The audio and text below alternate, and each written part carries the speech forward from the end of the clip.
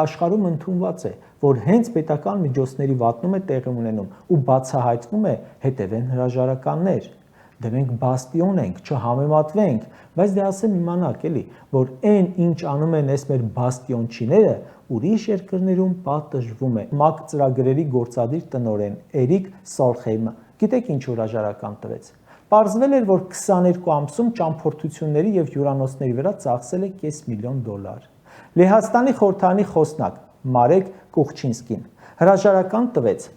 երբ լրագրողները նրա ծառայողական թռիչքների ժամանակ ինքնաթիռում տեսել էին նրա ընտանիքի անդամների ու էլի մի քանի քաղաքական գործչի նրանց ընտանիքի անդամների հետ։ Չֆայմեց ասի, դե պետք է ինքնաթիռը դատարկ գնար, այդ 50-60 կիլո ծանրություններ ձեզ խանգարում։ Հետս տարել եմ էլի։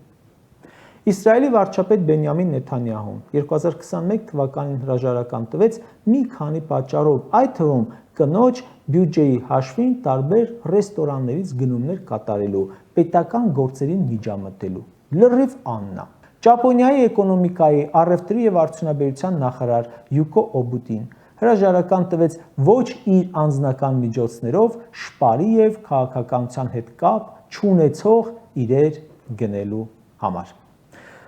Սաակաշվիլին այսօր դատապարտվեց նույն բանի համար։